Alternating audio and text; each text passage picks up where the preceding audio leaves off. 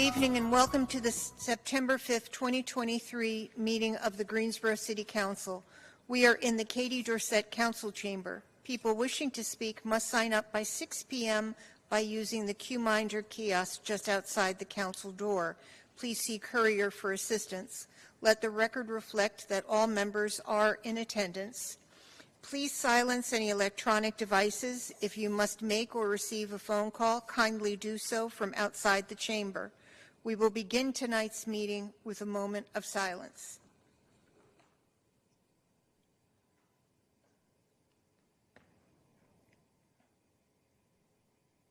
Thank you. Mayor Pro Tem, would you lead us in the pledge? Do whatever you say. I pledge allegiance to the flag of the United States of America and to the republic for which it stands, one nation, under God, indivisible, with liberty and justice for all. Thank you. We welcome speakers to address council on specific agenda items. During the first meeting of the month, time is dedicated for speakers to address council on non-agenda items. Speakers are allotted up to 3 minutes for comments. At this time, all speaker handouts should be provided to the city clerk or the courier to distribute to council. Speakers should not approach the dais unless invited by council. The City of Greensboro is committed to promoting an environment that is free of discrimination, bias, and bullying. In order to maintain a safe space for all speakers, members of the audience or speakers from the podium who intentionally disrupt the meeting or ridicule other speakers will be given a warning, and if unheeded, they will be removed from the meeting. That person will be suspended from in-person participation for 3 months. In order to preserve their right to free speech, they can attend virtually by Zoom, by phone, or by email. It is the goal of the City Council that this chamber is a welcoming space and that all our residents feel empowered to bring issues of concern before their elected officials. Zoom participants are requested to mute their microphones until they are called upon to speak. All meeting attendees are expected to respect speakers and council deliberations. By statute, council members must vote on all items unless there is a direct financial interest or if they sit on a board of a nonprofit that is receiving funding from the city on that specific item. All votes will be moved and seconded. The mayor will announce the vote total. We do have a consent agenda, which are items G1 through G13, which are a grouping of agenda items that are voted on with one single vote to expedite what are believed to be routine and non-controversial items. Any council member may withdraw an item from the consent agenda due to a conflict of interest or for the purpose of voting no. Items removed from the consent agenda for discussion will be placed on the September 19th City Council business agenda. This meeting does include closed captioning. Depending on the length of the meeting, we may take a short recess around 7:30. Council has been requested to postpone G6, which is an ordinance in the amount of $3,477,631 for CA services for the Townsend wastewater treatment electrical project to the September 19th of the City Council meeting. It will be included with related items. Can I have a motion to remove this item? Moved by Mayor Pro Tem, seconded by Dr. Wells. All in favor say aye. Aye. Any opposed? That passes 9-0. We've also been requested to remove item H1, which is a public hearing for an ordinance for rezoning for 4334 Four Farms Road, Mark Disney, for Karen A. and David L. Parks. This was postponed from the June 20th City Council agenda. The applicant has withdrawn the request and no further council action is needed. And I need a motion to remove that from the agenda. Second. Moved by Mrs. Thurm, seconded by Mrs. Abuzawader. All in favor say aye. Aye. Opposed? That passes 9-0. We now move on to the public comment portion of our agenda. Our first two speakers are on Zoom, Zane Fink, followed by Ben Holder, and I know they have a video.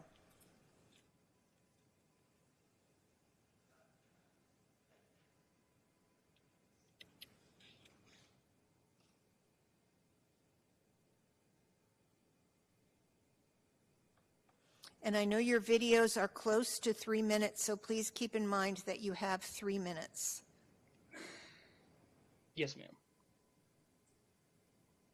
It's a game of connecting the dots between the thousands of illicit massage parlors across the country. Investigators say many of the women who work at those facilities are victims themselves. It is a substantial income to the persons who are running the businesses, owning the businesses, and are hiring unlicensed people. Charles Wilkins with the state's Massage and Bodywork Board says unlicensed therapists and illicit activity at massage parlors are growing concerns. This is a big problem, and it's a big problem in North Carolina. Early last year, the Massage Board hired a private investigator after noticing a flood of license applications from New York and getting complaints about licensees who couldn't speak English. We did determine that we had probably licensed people that really should not have been licensed. Some of the schools that had diplomas that these people were sending to the board for licensure were diploma mills, or some of the exams that were taken were compromised in various ways. Police admit it's been difficult to break up networks that rotate women from parlor to parlor. It's amazing how organized that industry is. It is. It's a network, no question. All right, thanks, Colin. 7 of these crime organizations operating in 4 areas across the U.S. Take a look at this map. Out east, 4 operate in New York City.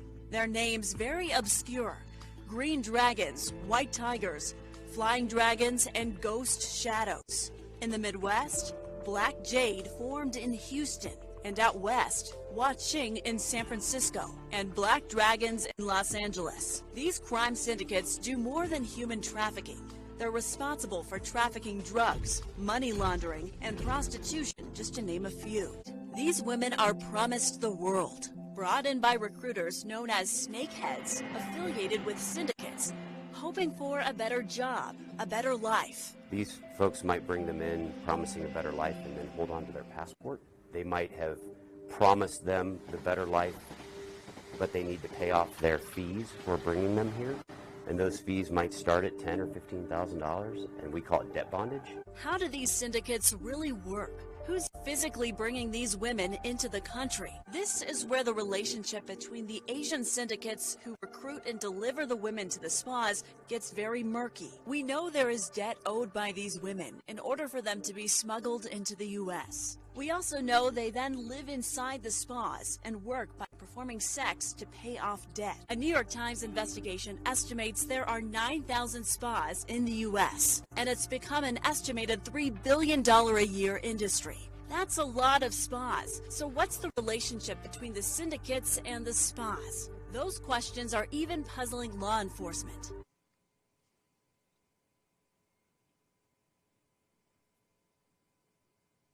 And this is the second video, and this is being played by Mr. Ben Holder.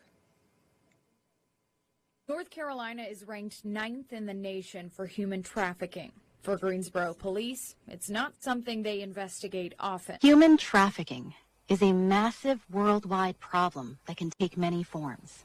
One of the most prolific is the United States multi-billion-dollar illicit massage industry. They're secluded in strip malls and low-rent office complexes, but stick out in plain sight with big massage signs. For decades, American culture has accepted these places with a wink-wink, nudge-nudge attitude, allowing them to operate with impunity. They pay a trafficker thousands of dollars in fees who promise them high-paying jobs. They know little English and often come to the United States legally under a tourist visa. Once they arrive, their trafficker could threaten them with deportation if they don't comply with financial demands. Women are coerced into giving massages for little to no pay for 7 days a week at all hours. Also today, Asian massage parlors shut down for human trafficking.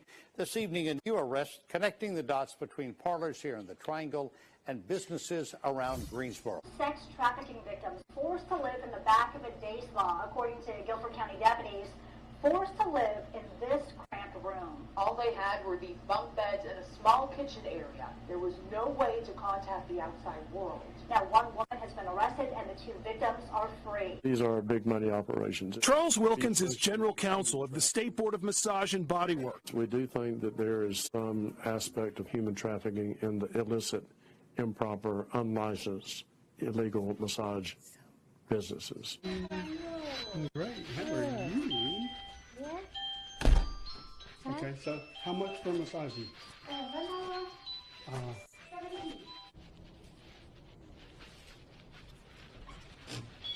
Hello. This is the illicit massage industry. An industry that enables and profits off the exploitation and trafficking of women all across the country. And this has to stop. Human trafficking in the illicit massage industry is big, it is complex, but it is not inevitable. Creating an inoperable environment means that you're engaging landlords so that these businesses cannot easily rent. It's also engaging your regulatory agencies so that we are not giving out licenses to criminal businesses. When we create an inoperable environment, what we are doing is denying traffickers space to do business and make money. Make these places accountable. You may choose to look the other way, but you can never say again, you did not know. Thank you. Our next 2 speakers are Tinka Warren, followed by Corey Ann Burt. Is Ms. Warren here?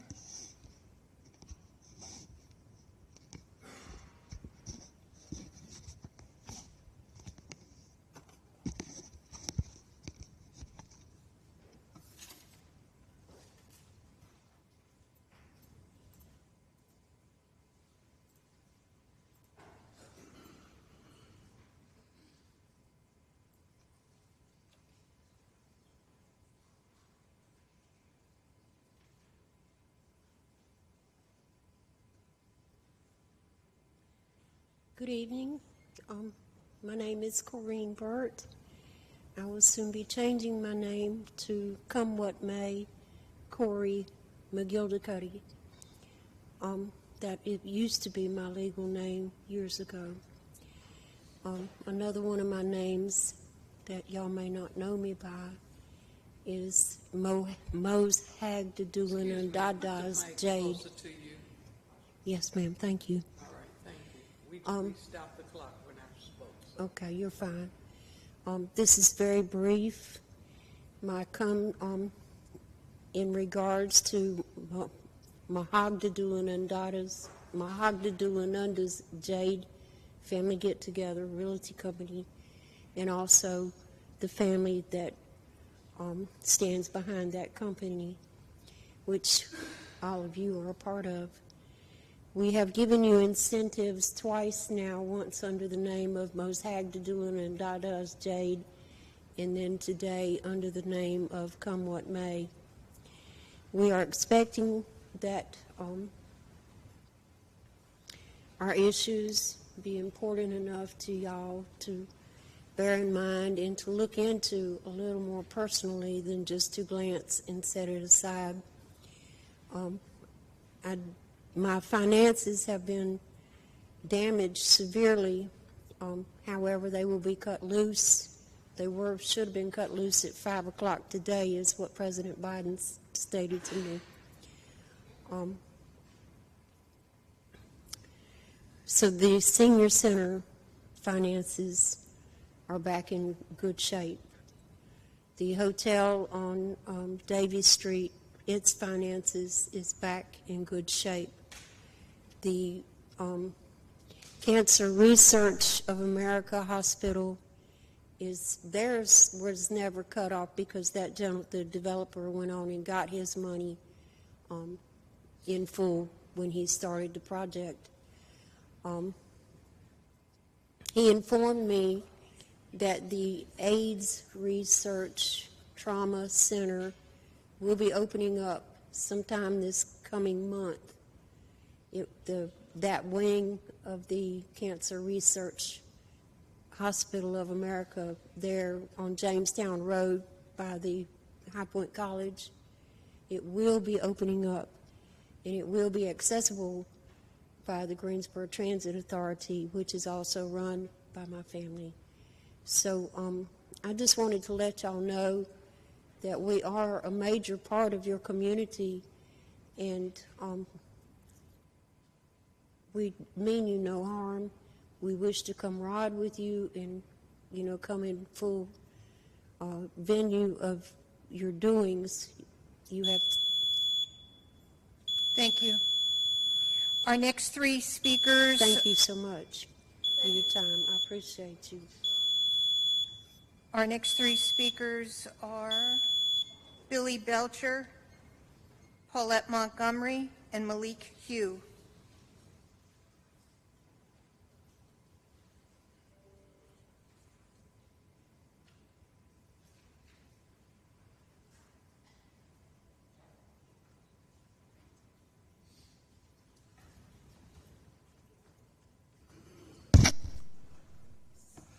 Good evening.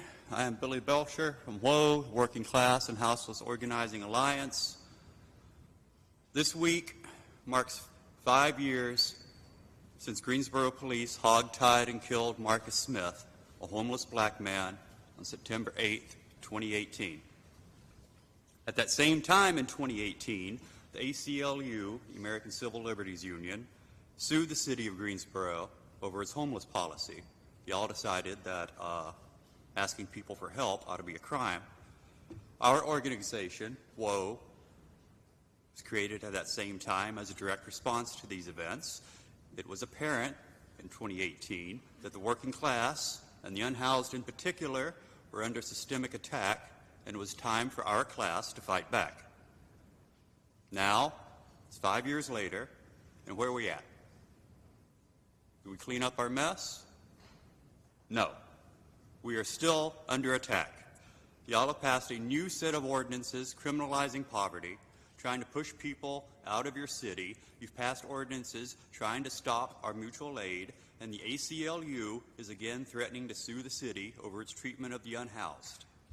Y'all are using the cops, the same cops who killed Marcus Smith because it was their policy to hogtie people, the same cops that keep getting arrested for sexually assaulting the children of the poor. You're now using those cops to put it bluntly, steal the property from the houseless. Why are the police harassing the people in our city who have the least? Why aren't the cops arresting the people who are poisoning our water with PFAs, the forever chemicals? Something like that. They don't even try, because that is rich people crime. And so you don't care. And so your cops don't care.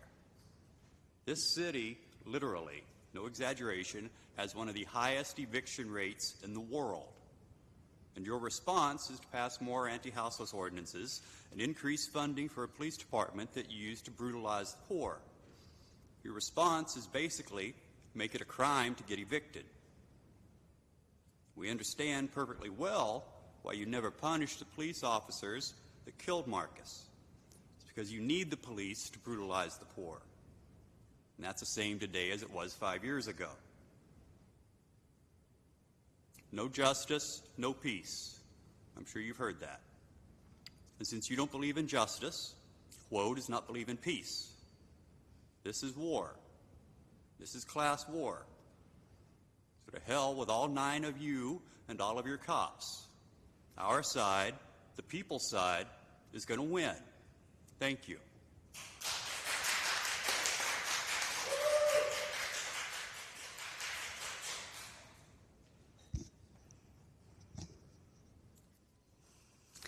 Good evening. I'm Paulette Montgomery. In the past several years, Greensboro's had some pretty large expenditures. $120 million for the Tanger Center and way over budget. Excuse me, $94 million last I looked. $60 million in parking decks. $4 million in legal fees and payouts to Marcus Smith's family for his death at the hands of our very own GPD.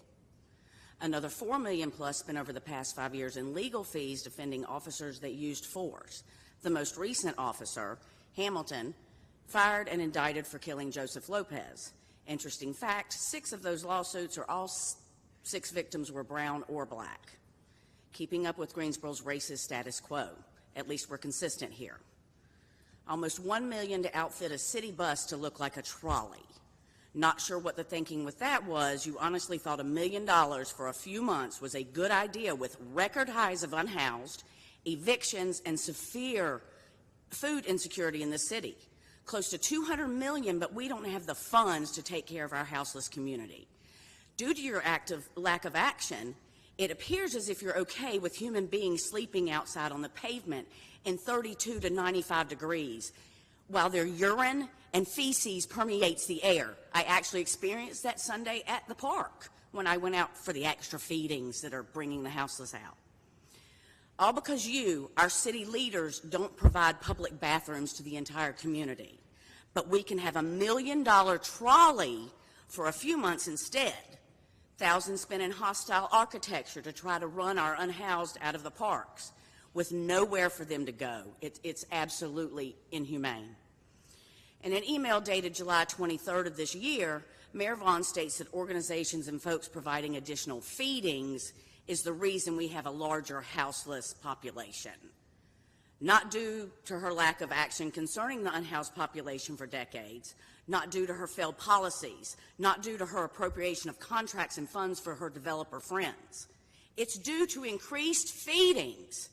Do you hear how asinine that sounds? Woe comes out with some peanut butter and jelly sandwiches so we have more homeless because there's more feedings. Absolutely unreal. Now the city has enacted a new plan for Greensboro Police to seize property from unhoused individuals. This has prompted attorneys with the ACLU to condemn the city. In a letter dated August 29th, attorneys with the ACLU state this action likely violates the 4th, 8th, and 14th Amendments of the Constitution. Next up, another lawsuit to pay out. How many millions for this one? Is this what it will take to finally get the funds to support our houseless community? You say we need solutions, but you have been advised of several successful programs for neighboring cities. You say it takes time. You say we need a committee. Hell, the CEO of the Greensboro Housing Coalition is a council member, yet your lack of action is endangering people's lives. It's damn near criminal.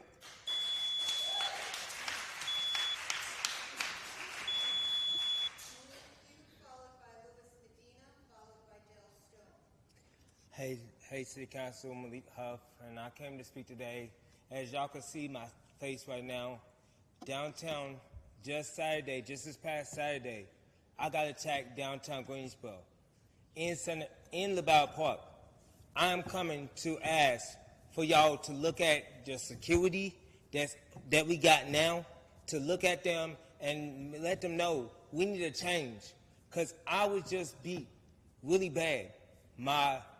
One of my ribs is bruised. My eye, I got a broken bone in my eye. I am tired. Every year, just the past year or so ago, I just got beat up downtown Greensboro, July 27, 2019. I'm not going to stand for another fight downtown Greensboro. And I feel like something should be done about our parks. Something should be done for our own people. Kids that come down there and play in the parks. Those sex offenders that come down there in the parks should be banned from the parks, should be taken away from their actions. It should be a mandate that no sex offenders should be downtown in any of the parks or any of the areas. We got a school right across the street from the depot. We want sex offenders to stop coming down that way. We want them to make a detour route. And we asking for a change to our own downtown areas. Because right now, I've had too many people that came up to me, just the same way that happened to Tiffany, that way I'm not going to be the next one. And I'm asking for my city to make a change and look at our city and look at our things. For everything that goes on, so many people I've had hurt, so many of my peoples have got hurt downtown. So many people have followed behind me to help violate, to stand beside me, to really say something. And the next time I come back in front of the city council, I want to see there be a change on the budget, to be able to stop this change, to stop this. Because the next time I come in city council, might be the next time I have something coming to the city. Because I'm bringing change. Nancy Vaughn, me and you even came out there, Nancy. I want to even tell you this, because thank you for coming out. Thank you for taking that day to come out, that one day. All the rest of y'all, it's y'all turn now. It's next. I'm asking for a change, because I wouldn't have to come in front of the city council because of this, because of what happened to me. But I had to today, because there's thousands of my homeless members are downtown. And in front of that park, I asked for it, because we feed every time. We got to feed him. But we don't have is Tuesday and Wednesday morning feedings. And we are asking y'all to please give us some more time to get these budgets, to give us some more people to help us feed on Tuesday and Wednesday mornings downtown. Thank you, Nancy Vaughn. Thank you to all y'all.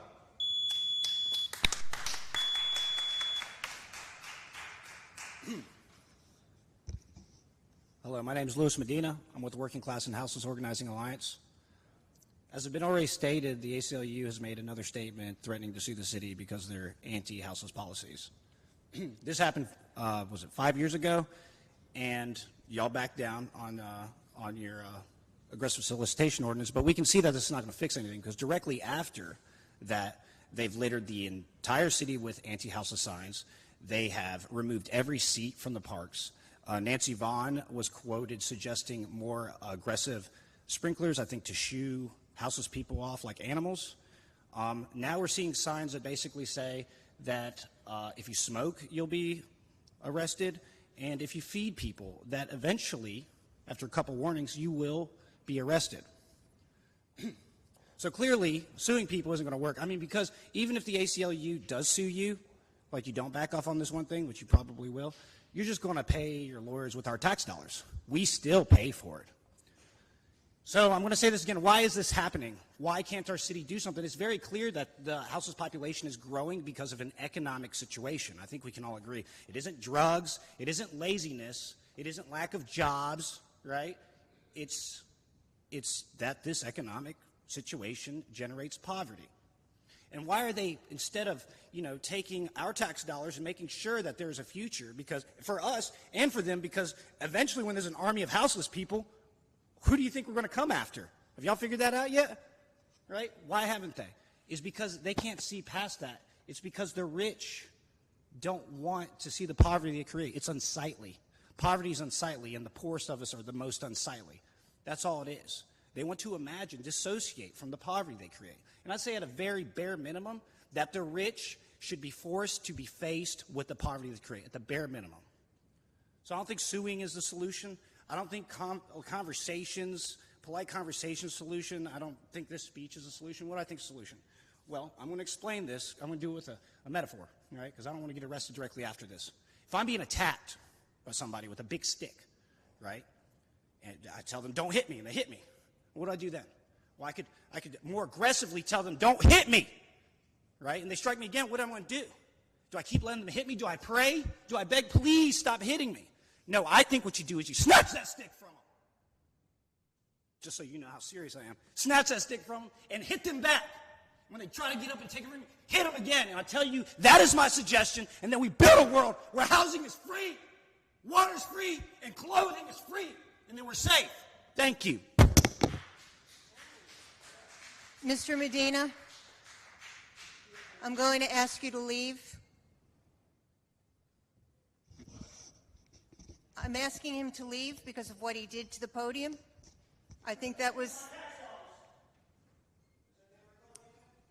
Del Stone, followed by Hester Petty, followed by Laura Richards.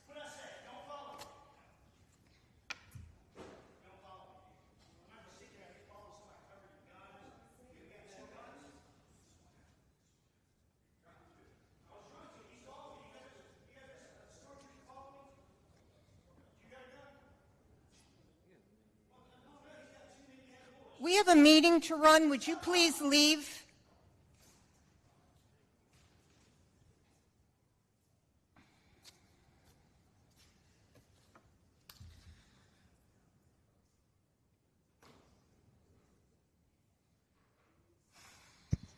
Del Stone with WOE. So this past week, as we know, the ACLU issued a letter threatening to sue the city of Greensboro for violating residents' rights. This was due to a spotlight being placed on Greensboro police for seizing the personal property of houseless people. Most recently, we observed police posting signs on the bridge over Morrow Boulevard beside the IRC stating that city operations will remove personal belongings from people who have nowhere to store their belongings. The sign says, "We do not want to see your belongings taken from you." Yet police have been ordering the confiscation of people's belongings in the city for years. Back in 2018, the police department issued a memo describing a procedure they are putting in place to clean up encampments.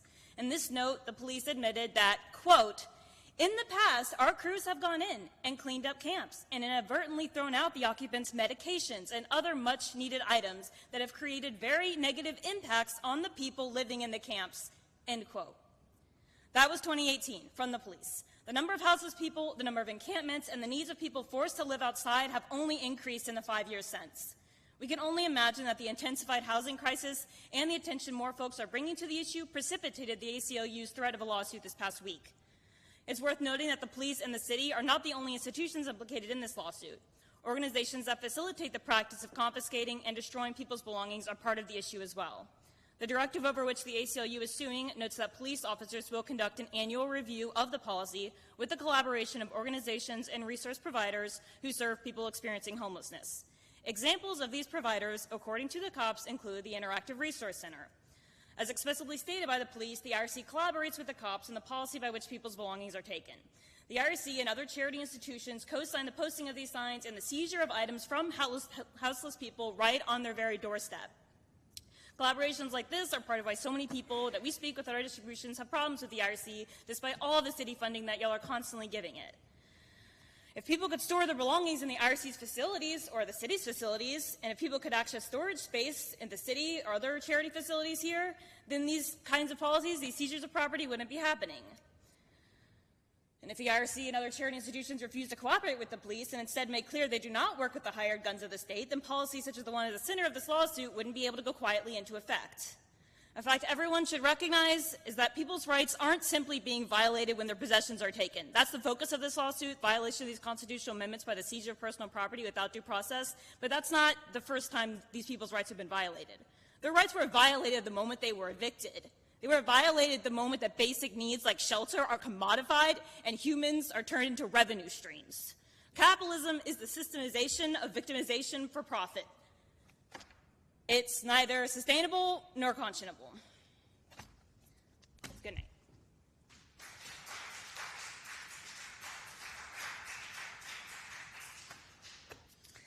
My name is Laura Richards. I am a current resident of Greensboro. On January the 1st, I had a homeless person climb onto my second-story balcony and defecate onto my balcony. I was up all night, January the 1st, with a loaded 9mm ready to shoot somebody, unfortunately. And I had just experienced a death a month before. I had made the management aware of an issue that was in a unit prior. In that unit, the ceiling was leaking as much as it was raining outside. It was raining inside my apartment. I have videos. I was told that I was going to be moved into a newly renovated apartment. When the homeless man defecated on top of below my apartment, I was made aware that my apartment had leaked into the laundry facilities. I don't use those facilities because they don't look safe. The window down there is broken, hasn't been replaced, and that's how he got in and out. I was working 160 hours every 2 weeks. Retail, because, nobody was working during COVID. I was paying my bills, I paid my taxes, I now have nowhere to live because the city of Greensboro has condemned that said apartment. I have gone to the management company and I have shown them all of my pictures, including the ones where The man's belongings were in the laundry room. There is black mold behind these walls, and I was told that because I didn't inform the management company that there was mold behind the walls. I mean, I guess I'm supposed to see through walls now. I don't know. At this time, I am homeless. I have nowhere to live. I am living off friends and family because I can't work either, and that's another fight that I'm having to fight. When I moved into this second apartment that was supposedly renovated, I noticed a smell. And not only did I notice a smell, I noticed gnats. So many gnats that I could not cook in my apartment. They told me, the pest control company said, keep pouring bleach down your faucets or down your drains, which I did. That did not take care of the problem. Still have that issue. The water has not been turned on in that apartment since January. I have not paid rent, yet I still have access to this apartment. How is that? Oh, wait, and they tried to evict me, took me to eviction court. Nobody showed up. Wonder why? Because they had already had pictures, because I took them down to their office, and I showed them what I am living in. They have since. Ms. Richards, I know your contact information is with the clerk, correct? Correct. I'm sure somebody will be in touch with you tomorrow. Could you leave those pictures with the courier? Yes, as well as the paperwork saying that it's condemned, Yes, uninhabitable. please. Yes. Gotcha. Thank you. Hester Petty, followed by Vivian Spates, followed by James Spates.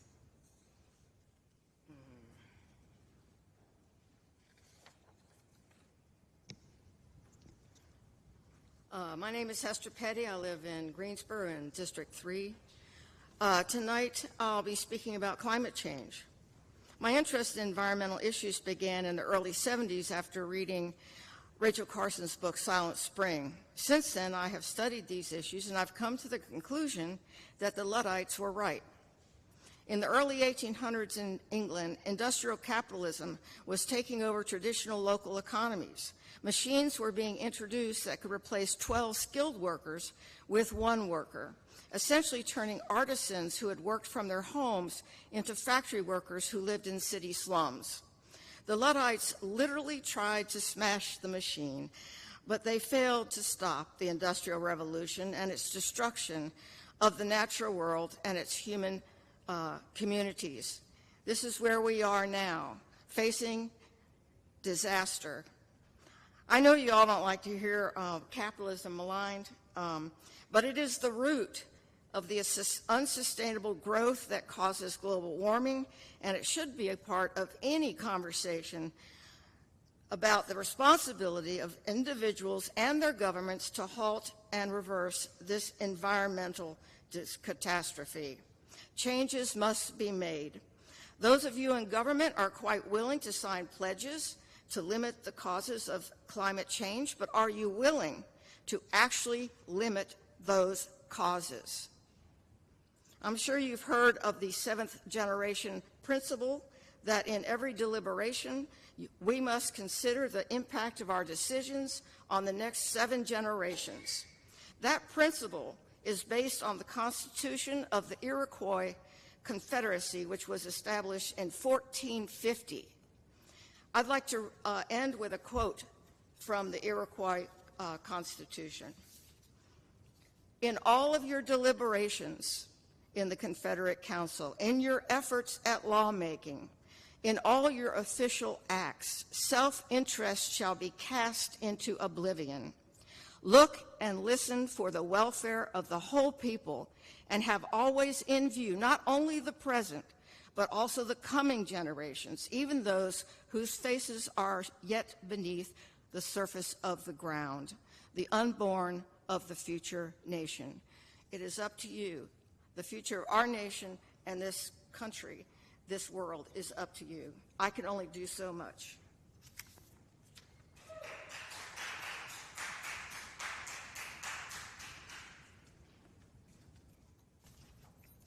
Good evening. My name is Vivian Spates, and this is my husband, James Spates. We're really together. And we come to speak with you about the National Black Radio Hall of Fame, which my husband has been in radio for 35 plus years, and he was inducted into Who's Who and also into the National Black Radio Hall of Fame, which they have 27 chapters now statewide. And we have the Greensboro, North Carolina chapter here in Greensboro. And the National Black Radio Hall of Fame is a 501c3 nonprofit organization. It's really to recognize the black radio personality has never been recognized in their radio career. But we also mainly with focusing on helping and giving back to our community, because we are from Greensboro. And giving back to our community, we want to go into the schools that talk about the gun violence. It's so much gun violence. We're trying to do our part and our share of helping these kids get these guns out of their hands and put them into schools. We feel really that bullying is also a part of this violence in the school, bringing guns to the school. Because the kids get mad at one another. They want to come in, I'm going to shoot him, I'm going to do this to him, and all this kind of harm. So we want to get with the students and find out from them, how can we help you? Tell us how we want to create a safe haven for these teenagers to come to. They really don't want to have a place to go and really what they call hang out. So we need a place for them to come to. We want to trust them and give them a chance. Also the younger kids, the young ones, we want them to have a part of it. We call it to do your thing. We want them to come to the Hall of Fame and sing and dance or whatever. They show what they can do and reward them, to let them know that they are special too. So that's all age groups. So the National Black Radio Hall of Fame want to be a part of this, and as part of domestic violence. We have someone to come in to speak about domestic violence, child abuse, all of this. And we want to also reach out to the young and old. This museum and is to help to finding a way to give back to the community. We do a lot of volunteer work. We go to the schools and help the teachers with their children's math and reading. And I've done a lot of community work. When the COVID hit, when I lost the job at GTCC, we did even more community work and taking them to go out to get COVID shots and all this. We enjoy doing that type of work, and we want to continue doing and using the Hall of Fame to get more done. Thank you. Thank you. Mr. All right. Good evening, everyone. My name is James Spates, but I go by the name of Jim Star on the radio. I'm a broadcaster for many years in radio and in some parts of television as well. Bringing the National Black Radio Hall of Fame to Greensboro, North Carolina is going to be a great thing for the city of Greensboro. We're going to be diverse as well. We're going to induct some of the folks that work hard in this community in broadcasting and radio, television, and print media. Give them a chance to get what they have done to this community in Greensboro, North Carolina. The National Black Radio Hall of Fame has 27 chapters. We just now have a new chapter in Richmond, Virginia, which we are so proud of. And we're going to bring 50 National Black Radio Hall of Fame to all 50 parts of the state. So here in Greensboro, North Carolina, we got a lot of things lined up for Greensboro, exciting things that the Hall of Fame is going to bring. Some of the folks that you listen to on the radio, some of the folks that you buy records and listen to them on the YouTube, well, those folks are coming to Greensboro. We're going to have something great for Greensboro. And please give us this chance to get it started here in Greensboro, North Carolina. This is the first time that it ever happened here in the state of North Carolina. We also have a chapter in Charlotte, North Carolina. So we're focused on Greensboro right now. Give us that chance, my wife and I, for so many years. We haven't had this before. We're from Greensboro, like she said, but we're bringing something exciting to Greensboro, North Carolina. And thank you for giving us this opportunity. That's all we need, a chance. And we can work from there. We can bring some exciting things to Greensboro. Thank you. Thank you. My wife just reminded me. We're asking for help to get a building, and funding for the Hall of Fame. That's all we're asking.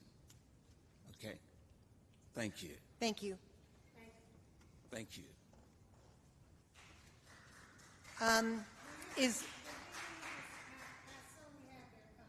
Yeah, and I've got it.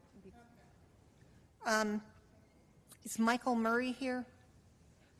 Michael Murray, Nicole Gaines, and then Robin Davis and Itsuko Kanafuchi. I believe they are on the Zoom, all related to the same issue. Well, good evening. My name is Michael Murray, and I'm a resident within Zach Mathaney's district. Thank you, Madam Mayor and the City Council, for all the time and effort y'all give to the City of Greensboro. It's much appreciated, and I'm sure y'all probably think it's a thankless job, or position, I should say. But more importantly, thank you for allowing me to speak this evening. I'm here practices voted on during the last council meeting. What bothers me is I never heard anything about it, and a number of my neighbors didn't hear anything about it until 2 days before. I was out of town, couldn't get here, and that was the most upsetting aspect of the vote.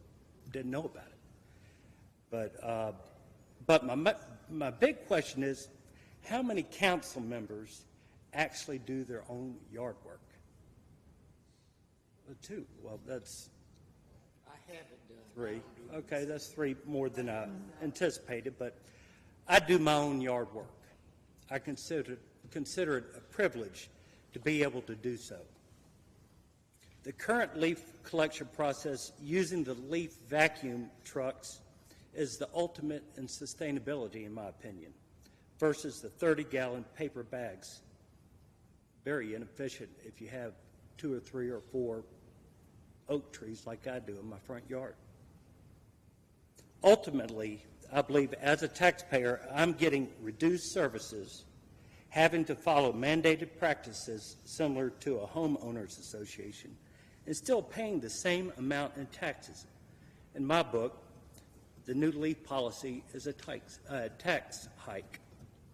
But I want to again say thank you, and I request the City Council to revisit the new policy. End of story. Thank you. Nicole Gaines, followed by Robin Davis and Itsuko Kunafuchi. I assume they're on the...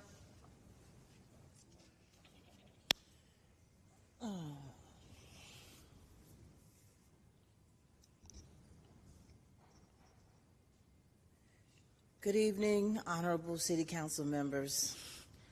I've sat and I've listened to many of our citizens talk about very, very serious issues, and I'm familiar with everyone on this council. I live in Brown Summit, Greensboro proper, District 3. I also serve as the chairperson of the Community Sustainability Council. I almost had a moment. I'm here to support the decision for the loose leaf collection policy. I'm speaking to a couple of council members who dissented. Change is hard, but it's time to start seeing the forest for the trees. Stop blaming the trees for shedding their leaves. If you have a yard full of trees, God bless you and God bless those trees, because they provide shade and they make your community beautiful. What I'm seeing is that a lot of complaints come from communities that have forests, hills, park, woods in their names. Well, I would ask those residents to come by areas that don't have trees. They don't have shade, and they don't have leaves to complain about picking up. What I see is an overlap of public good and private property, and it's a complex situation. In a free society, the majority of urban forests that we have reside on private property outside of direct control. But it's a good thing that we have a city council that decided that sometimes that responsibility lies on the homeowner. Only a few of you held up your hand when they said, well, who takes care of your leaves? I take care of my leaves. As a matter of fact, my leaf care comes in the form of my 58-year-old brother with a rake and a 6-pack of beer. That's what it costs me. Unfortunately, a lot of folks want to play the tax card. Well, my taxes went up and my property tax went up, and it's $30 more than almost that I could afford, half of my salary working at community college. So I just want to thank you for making the right decision. And just so you know, Ms. Davis, I didn't raise my hand because I don't have any trees. You don't have any trees? No, ma'am. Would you like trees? It would be nice. It would be nice.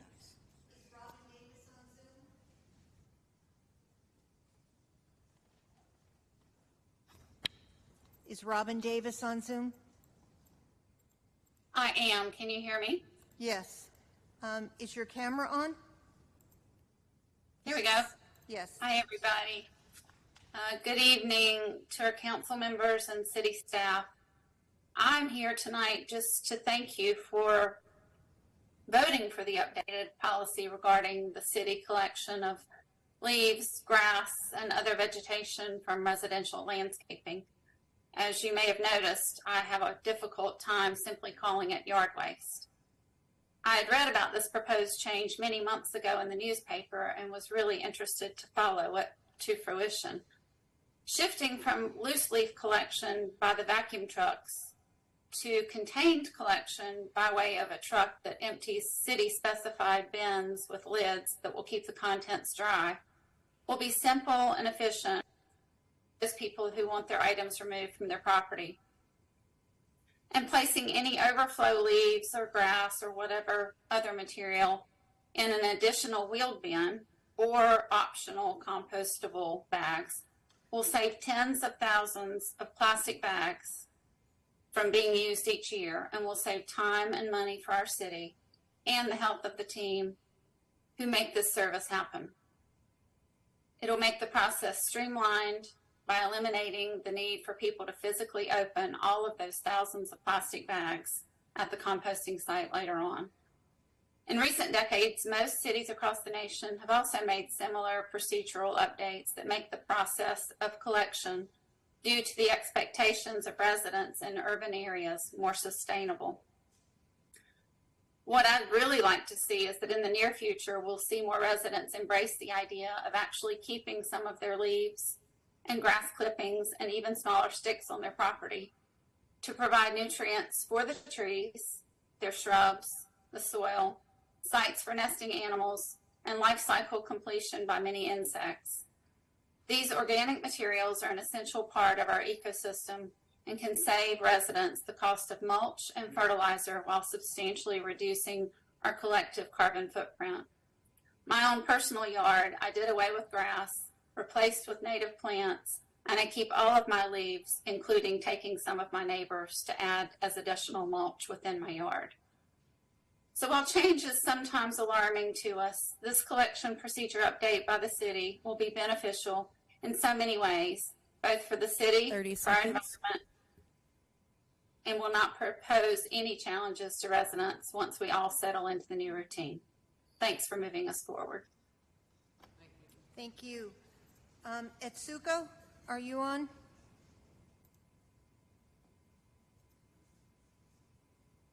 Hello, can you hear me? Yes. Hi, I'm a Greensboro resident and homeowner since 2004. I'm also a professor of environmental communication at UNC Greensboro. I'm part of the local group of Beyond Plastic that aims to address plastic waste as well. I'm here to express my support for the City Council's decision to amend Chapter 25-13 on the method of yard item collection. Switching to the use of city-provided 95-gallon container and, if necessary, additional biodegradable paper bags makes so much sense. It's the right things to do from the perspective of protecting the workers from injuries. It's the right things to do from an economic standpoint. I understand that the city's purchase of the containers will have upfront cost, but the cost will be recouped in 5 years as the new method is estimated to save $1 million or more every year from saving labor and equipment costs and workers' comp claims.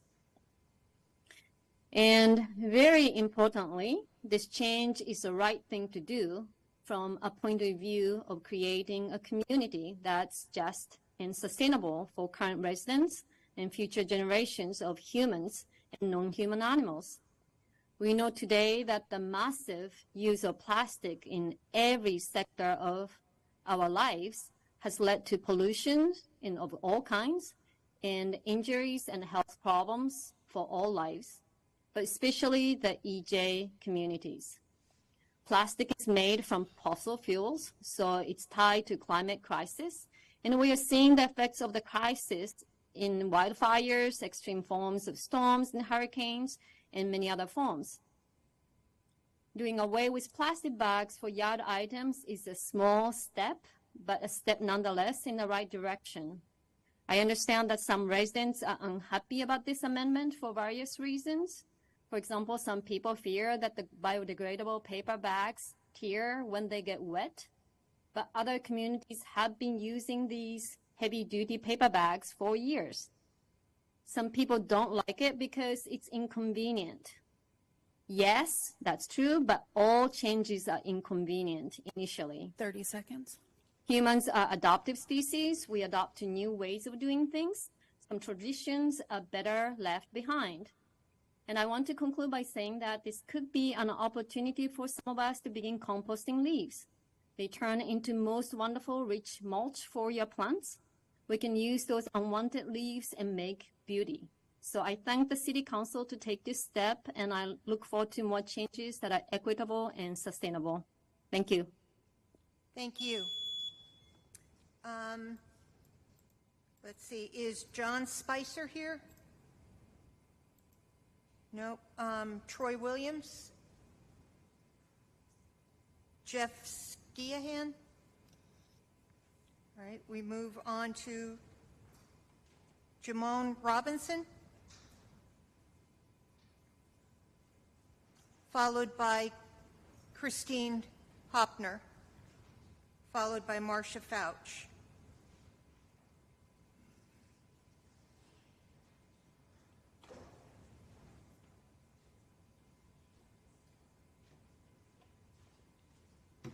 Hello, everybody. Good evening.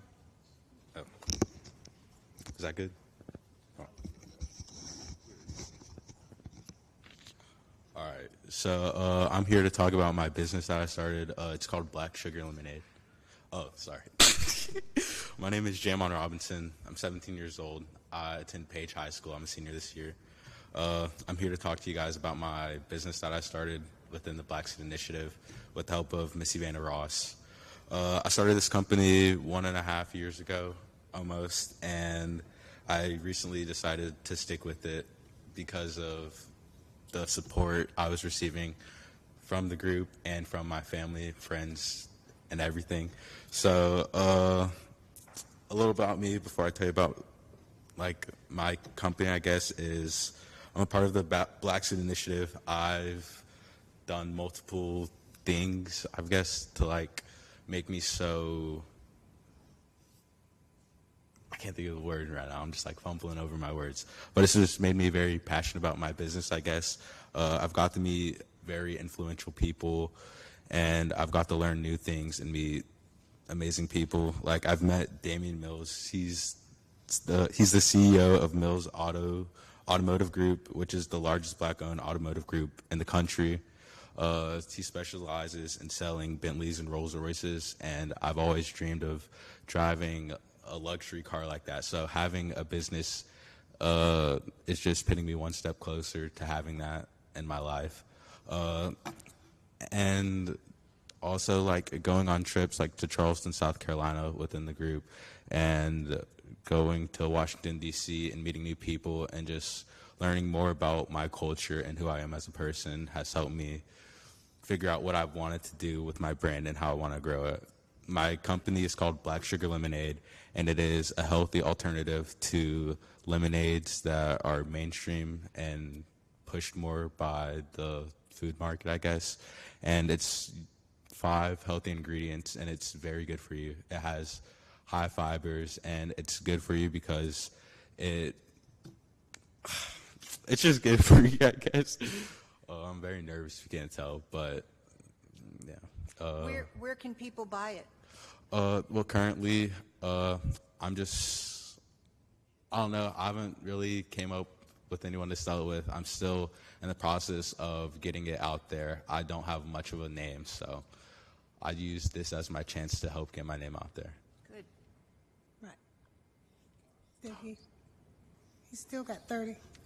Oh, well, I'd like to thank you, Mrs. Hightower, for inviting me. It was a great time meeting you at the Apple event, the Black Student Initiative. Also, I'd like to thank Ms. Ivana for believing in me and also giving me the opportunity and chance to meet people like you and believing in me. So, thank you. Thank you. So, thank you. And so, before you go, so this young gentleman is part of an organization, the Black Suit Initiative, which is a nonprofit run by Ivana Ross, whom we did support through ARP monies. She is getting ready now to move her office. She comes out of Mount Zion Baptist Church. She's been doing this for years. And so this gentleman is one of about 50 that she has mentored over time, over years, all the way up from middle school all the way to high school. And so he's got a bright future. I wanted him to come. But it's also part of the reason why I kept trying to do our youth courier again this year and got pushed off on doing that again, because young men like him need to see what government looks like from the inside, because this is our future. And so it was really awesome to meet him. He's in really a class of, top-notch young American males who are going in bright places and have a beautiful future ahead of them. So proud of him and wanted him to come and see what this looks like and then tell us about him. So I look forward to seeing more what he's going to be doing. So thank you. Thank you. Thank you.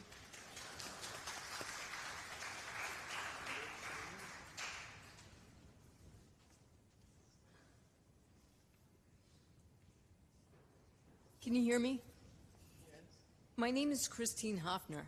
City Council spent $200,000 fighting the Zara Jones gag order. Voters can gauge how good an investment that was if elected officials do their duty to answer constituents' questions. That's a big part of doing the people's business, so we'll see how it goes. For instance, there's the constitutionality of the GPD notices that the ACLU has warned about. Local papers report that the City Attorney Watts doesn't think the ACLU has all the details, all the facts. Well, it's no wonder the ACLU might be missing something. Another city official's statements show facts are in short supply. At a public meeting last week, Housing and Neighborhood Development Director Michelle Kennedy said the notices weren't on city property, that they're on railroad property, so, she continued, the police got it wrong.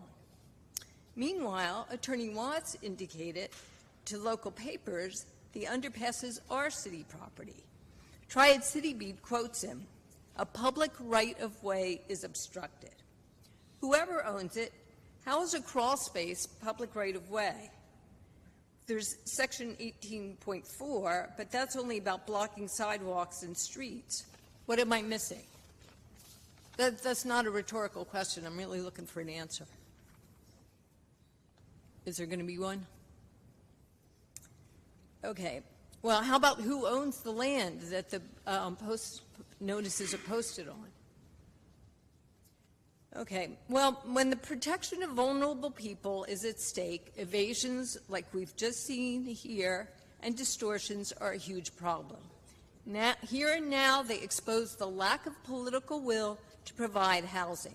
The ACLU's recent reminder to council and other city officials about meeting the needs of our community in humane and sustainable ways, respecting the constitutional rights of all residents of Greensboro is falling on deaf ears. But the city has not taken sufficient action to provide decent shelter. Would housing options have improved if, instead of evading responsibility, the city had admitted it passed an ordinance to threaten panhandling that veered toward violating the First Amendment? The city's evasion of responsibility in the Marcus Smith suit is an eerie and troubling echo of their evasion in the 2018 ACLU suit. So this was just a minuscule example of city officials spreading misinformation. But together with well-known instances where truth was hidden and lies were told, it shows why it's easy to believe that citizens are on the receiving end of ongoing deception on topics ranging from taxes to GPD's video release policy. I hope you'll correct this injustice. Thank you. Marcia Fouch, followed by Philip Marsh, followed by Rebecca Belillo, and I believe those are all the speakers that we have for speakers from the floor. If I've missed anyone, please see the courier. Okay. Can you hear me okay? Okay. My name is Marcia Fouch. I live in Greensboro. And I'm here again to talk about Marcus Smith, who was killed on the streets of Greensboro during the Folk Festival 5 years ago. This Friday, it'll be 5 years since that terrible night. The Smith family sued the city and got a $2.57 million settlement. However, in lieu of the city of Greensboro or the Greensboro Police Department admitting any wrongdoing, an agreement to put up a plaque at the IRC stating that Marcus Smith's life mattered was agreed upon as part of that settlement. But until the city of Greensboro admits the wrongs that have been done, we will not make progress. This continues to be borne out with the deaths of George Lopez and DeSanto Crenshaw, both young men of color needlessly killed by the Greensboro police since Marcus Smith.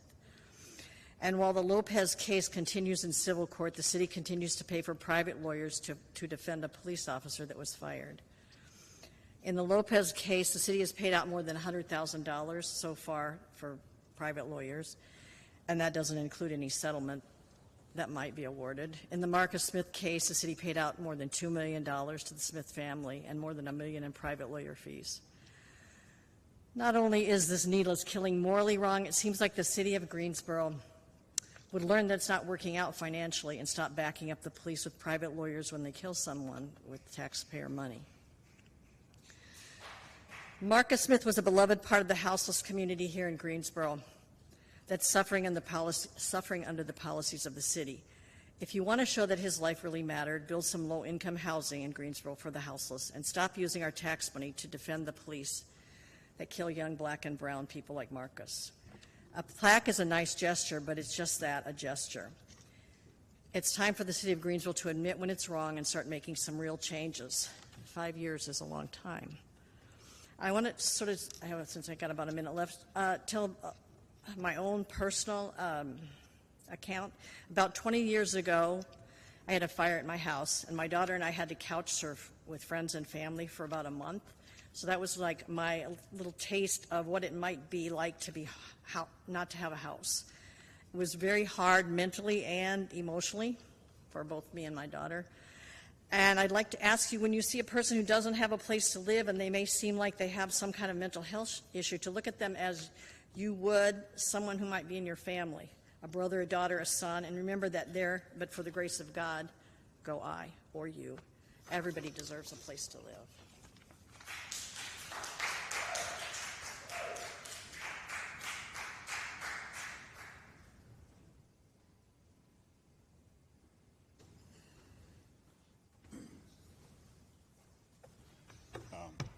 Good afternoon.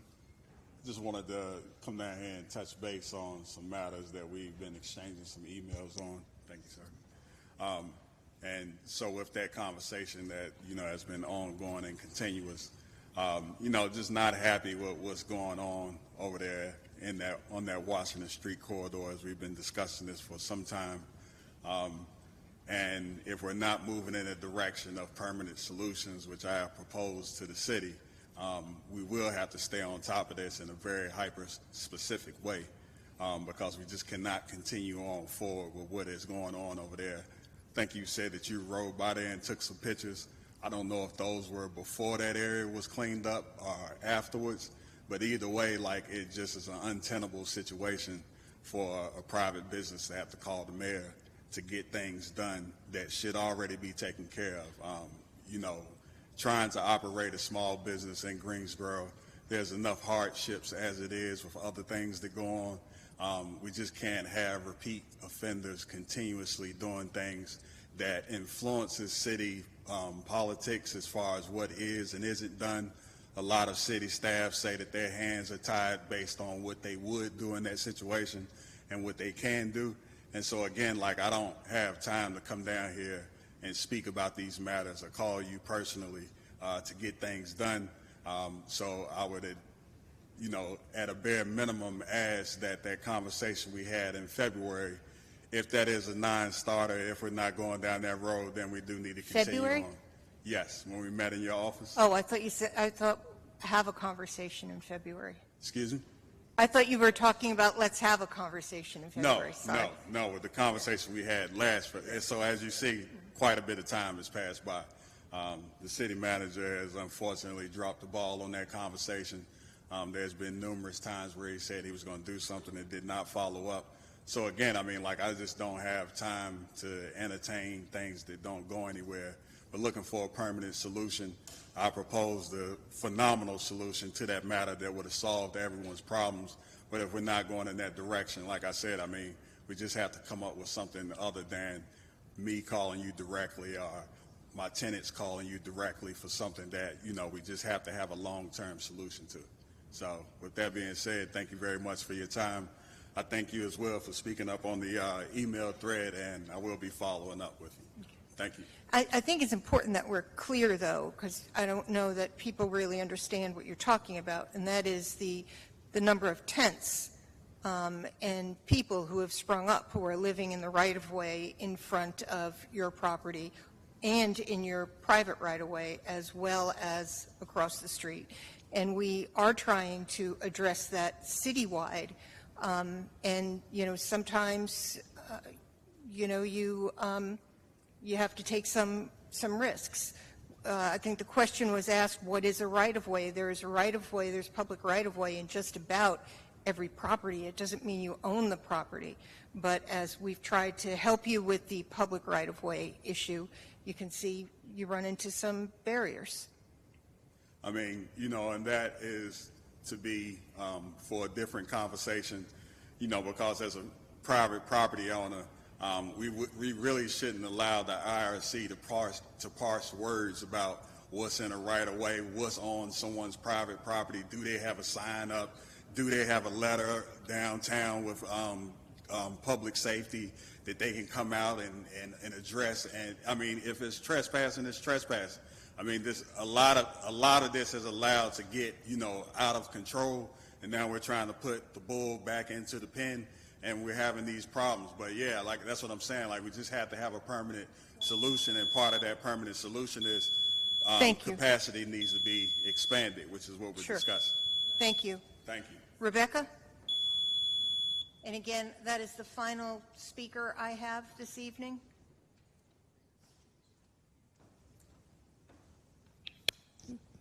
Good evening. My name is Rebecca Bolello. I am with the Executive Board of the Greensboro Guilford Crime Stoppers program. I have been with the program for 10 years, and this is a volunteer position. Recently, Crime Stoppers has been putting up billboards throughout the city, urging people to come forward with information on unsolved homicides. Our recent billboard is on Randleman Road for the homicide of Mr. Leon Williams. Mr. Williams' family has been praying for information and looking for closure. The reward for information solving this case is up to $30,000. Every day, the news talks about another shooting, another homicide. We all hear about it and think it won't affect us. I did too, but unfortunately, I was wrong. Greensboro Police Department is out in our community each and every day making a difference. I want to share a story from someone in the community whose life was changed by one of the caring acts of one of our officers. I met Aaron Griffiths as a sophomore in high school while living in public housing in a single-parent home. Having had some good experiences and some bad experiences with the police, I was left with an attitude of indifference. After I met Officer Griffiths, I could tell he embodied what is meant to be a good police officer. He was very personable, open, and easy to talk with. His interaction with students were fair, and he held everyone accountable. Students respected him. Wanting to earn some money, Officer Griffiths made me my first opportunity by mowing his lawn. He also helped me with learning how to drive. These opportunities helped me create a greater sense of responsibility. During my high school years, Officer Griffith treated me like part of the family. I was often a guest for dinners and other activities. He exposed me to a side of life I wasn't familiar with outside of my community. When I started applying for college, Officer Griffiths gave me the money to pay for the applications, all of which accepted me. When moving day came, he was there to help me move in and buy my first computer. I attended UNC Charlotte for undergraduate and graduate school. Officer Griffiths was always there to show support and encouragement. I am now a licensed mental health counselor. To this day, I have stayed in contact with him. He always believed I would succeed and gave me the confidence to move forward. One lesson Officer Griffith gave me, which I hold dear, is giving grace to others. I truly believe in that. If there's one thing I could say about this man, it's the people like him help make the world a better place. Thank you for letting me speak tonight. Thank you. And that is the end of speakers from the floor on non-agenda items. Now is the time for our consent agenda. Any comments on the consent agenda, or is there a motion? I'm sorry, was that Tammy or Nancy? So Nancy moved it and Hugh seconded it. Council, please vote.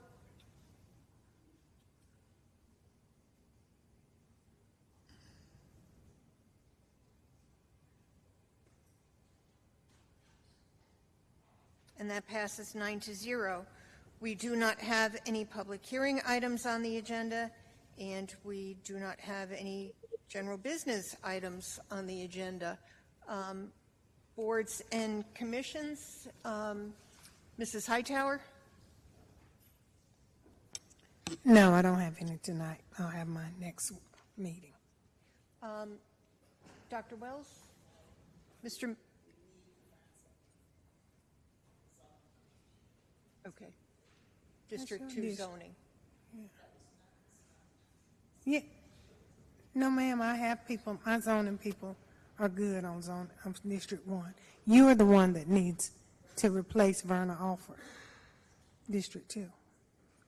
He's not in my district. He's not my appointee. I never appointed him. So.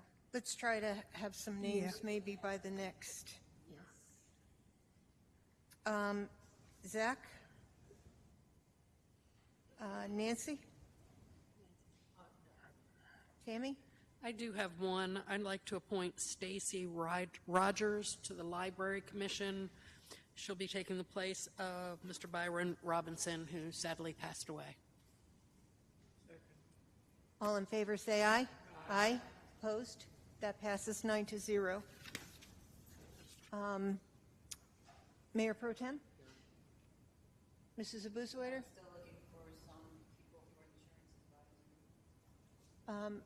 Mr. Holston? Not tonight, Madam Mayor. I have one, and that is Camille Best for GC Jack, and she will be replacing Tom Phillips. Tom was sitting in the D1 spot for a while. Second. Well, before, I thought she was replacing Jay Webb, who is District 1. No, that replacement was last month. Do you remember?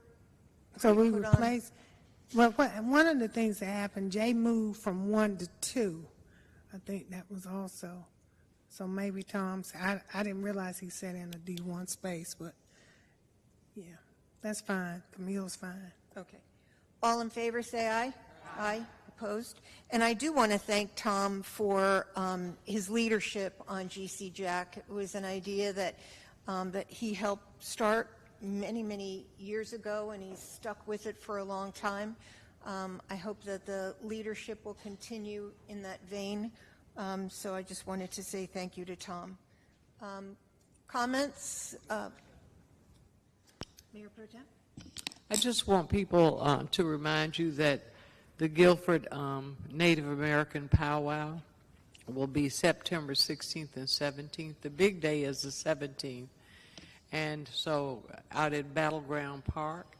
So if we can go out and support our Native American sisters and brothers, that would be a great thing.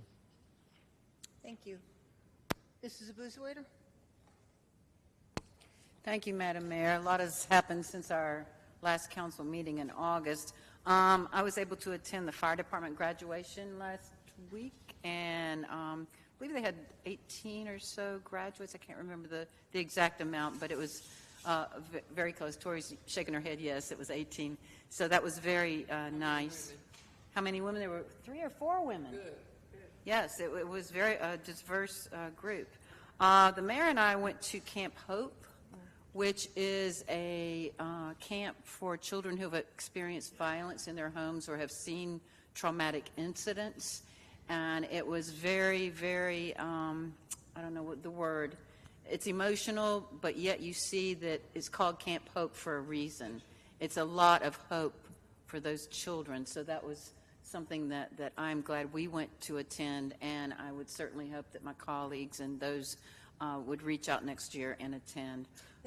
That was at Camp Weaver, and Camp Weaver. it was an overnight camp. Children that had experience with the Family Justice Center, and the Family Justice Center put this together. And I have to say it was really magical in some ways, because there are kids who have really been traumatized. They've come through some awful situations, and it was great just to see them play and be a kid, even if it is only for 1 week. I think the first camp they had, there were like 12 kids. 12, and now it's like 75, I think. And I think one year Mr. Davis volunteered to be a camp counselor. And, you know, it's something that, you know, if you have the time, I really think you should. It's, as the mayor said, through the Family Justice Center. And it's really something, I mean, it is Camp Hope. And several of the children who have been through it for many years are going back to be counselors. So it's something very worthwhile. A lot of back-to-school programs we've all been to. The State of Our Community by the Chamber. Want to mention and thank the Human Rights Department and the Commission on the Status of Women for having the Ruth Wicker tributes. I think many of us were there and attended that, and the Human Rights Commission, through the Commission on the Status of Women, also had the Women's Equality Day breakfast. Let's see, many of us were at the Gillespie Golf Course dedication. I'm sure there's a few things I've missed, but you know, lots happened. Hope everyone had a great Labor Day holiday, and we're all ready and back at work. Thank you, Madam Mayor. Hugh? Yes, Madam Mayor, just one thing in addition to what you've heard already. I did enjoy the Women's Equality Day breakfast. The speaker was actually from Fayetteville and was the crosstown. I'm from Fayetteville also, and was a crosstown rival. So we had a good chat, good conversation, but it was an excellent speech and excellent event. And just is very proud that the city of Greensboro is associated and promotes the different human rights activities that we do. I will say that just simply that I'm very proud of, and they were here. I won't say anything. Okay. The Greensboro Chaos is they've advanced the women's professional, semi-professional basketball league that's here in Greensboro that Council Member Tammy Thurm turned us on to. And thank you for doing that, because they're really awesome. Been to several games. They've made the playoffs. And Mary Kay's been also. And they've made the playoffs. The playoffs start this weekend. And hopefully, and also knowing that the Final Four has been scheduled for Greensboro. So come the end of September, 1st of October, the Final Four. So there are 4 regions in this state, in this nation, and one, California, the Western region. There are going to be 4 teams represented. We're hoping that the Greensboro Chaos is going to be representing its league, its district, and just so very, very happy for that. I will say that I was at one of the games out at Western Guilford, and our very own April Albritton is the announcer for the team and did an excellent job. But the Greensboro Chaos, they're for real. It's not powder puff. There are bumps and bruises. There's all kinds of things going on. If you want to see some exciting basketball, follow Greensboro Chaos. It's exciting. Thank you, Madam Mayor. Mrs. Hightower? So everybody's already mentioned all the other stuff, except for I would like to say for Gillespie Golf Course, there is now on the Civil Rights Trail a marker that represents the Greensboro Six. And for those who don't know, the Greensboro Six, who prior to the A&T 4 integrated the golf course that sits on East Florida Street, and so it is now on the Civil Rights Trail. Very proud to have that in our community. Sadly, it's a marker that recognizes a period in history that was not a fair time for individuals, particularly black individuals, to even enjoy something recreational like a game of golf. And so back in 1955, these 6 gentlemen were arrested, given 15 days in jail, just for simply wanting to swing an iron that I don't know much about, but apparently it's a fun game. And they were willing to take it to the tee, I guess, you know, all the way. But I will say that it is now an integrated game of golf, and of course Tiger Woods has been the main name everybody knows. Certainly a very diverse individual, but it was nice to be there. The Department of Environmental Quality, Cultural Resources, that's it. I've got all these natural organizations from Dina in my brain, but they recognized it. And so it's really an awesome recognition. So thanks to everybody who came out there. And of course, we had all the other events, Ruth Wicker and the Women's Equality Breakfast as well. So thank you. Thank you. Goldie? Well, I think all of the events just about have been covered that we have attended. We've been very, very busy. But I did want to mention that the Tea Time for Teens, it's an organization that's working with African American girls over in District 2, and I had a chance to speak to them and talk to them about choices, but I think it's an excellent group that started, and it's going to help the young ladies to make some better choices. But I also want to, in line with the natural and cultural resources, on the 23rd of August, we dedicated or had the grand opening of the North Carolina Freedom Park. That was a 20-year project, $3 million project, and I had the privilege of being co-chair of that board.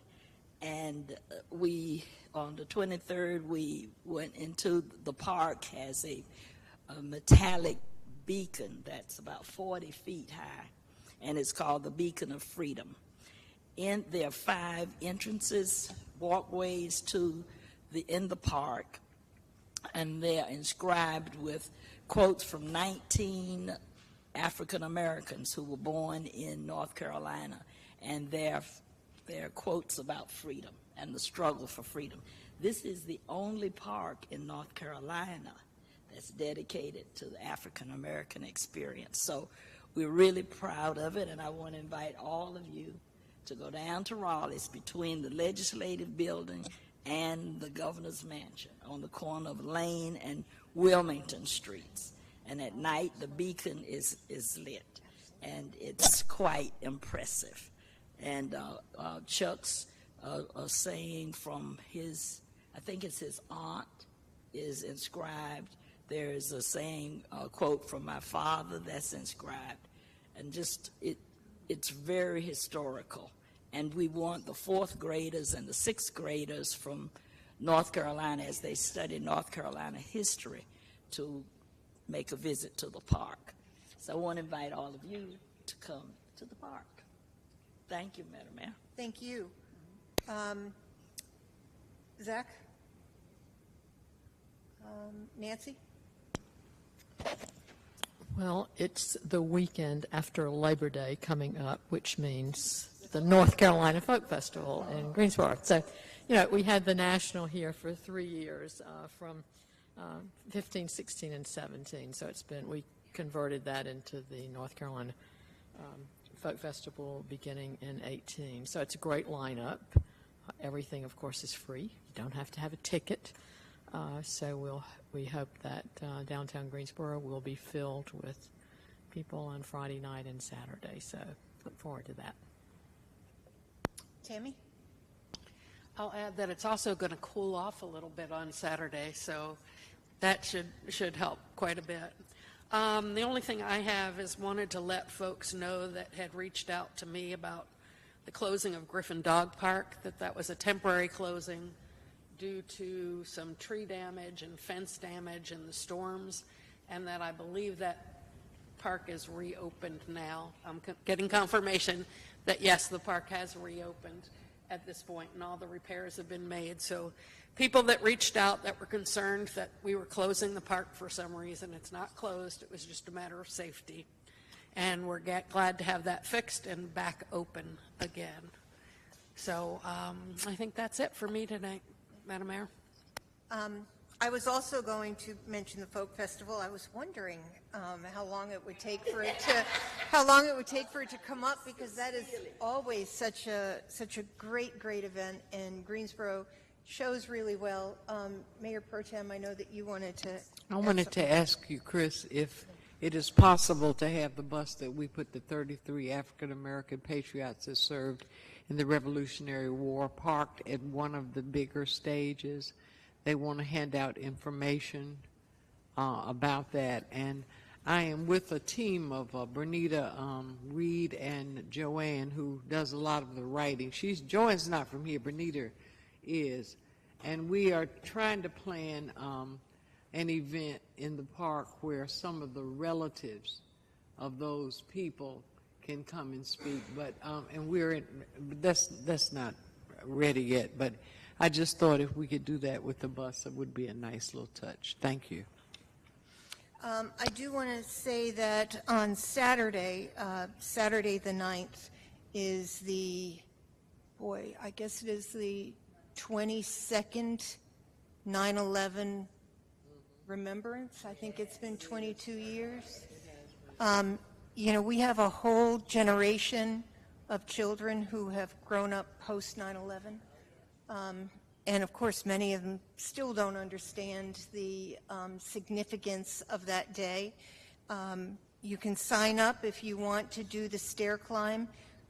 You've got to be there at 7:30, and it's the Green Street parking deck. And normally it's been done in years past at Belmead, and you could see everybody walking up the outside of the stairs. Due to some repairs, we couldn't use Belmead this year. But I think it's important, you know, we say never forget, but this is something, honestly, that we should never forget. And you get to see many of our firefighters and firefighters from around North Carolina who come in their turnout gear and they walk the number of flights that those ill-fated firefighters climbed on September 11th. And if you think about the significance, they went into those buildings, I think, pretty much knowing they weren't going to come out. And, you know, we have people like that here in our city, and it's great that we always remember the bravery of that day as well. So that is Saturday the 9th during the Folk Festival. Folk Festival, I think, starts at noon. Sign up starts at 7:30, and I think the walk starts, the climb starts at 9. So thank you. Mary Kay, I know you wanted to add something. Yes, and I just wanted to say on what you were talking about, you will never forget after you watch all the people that go and do the staircase climb on 9/11. So yes, that. And I did want to mention there's a Latin festival on September 16th in Barbara Park, sponsored by the Rosa Foundation and many other groups. So just wanted to make sure that was announced, Madam Mayor, from 11 to 7, Barbara Park on September 16th. Thank you. Thank you. Mayor, can I just add one thing? Yes. Mentioning 9/11, just a reminder to our citizens, in downtown Greensboro, we have a sculpture by Jim Colucci, which is was made of the steel from the 9/11 buildings, which Jim went up and brought back. And so we have that on Elm Street at Martin Luther King. Zach and I worked on that together with getting that placement done. And then Jim has some additional steel, and I've gotten him and Chief Robinson together. I think that we're going to ultimately do something with some of that steel for one of our, perhaps one of our new fire houses that we will build in the future. That would be great. I don't know if everybody realizes the connection that D.H. Griffin has with 9/11 and how he went up. He was on site either that day or the next day, and he started the recovery. He was there for the recovery and salvaged the towers. That was a huge job. And we have to recognize what a wonderful job that D.H. Griffin did, and they really did North Carolina proud for the way they acted. Mr. Deputy City Manager? Thank you, Madam Mayor. Just really quickly, certainly join you in welcoming the thousands of people who will be here for the Folk Festival this weekend. And again, the stair climb is at the new Eugene deck. We did move this year, so just a reminder for the public about that.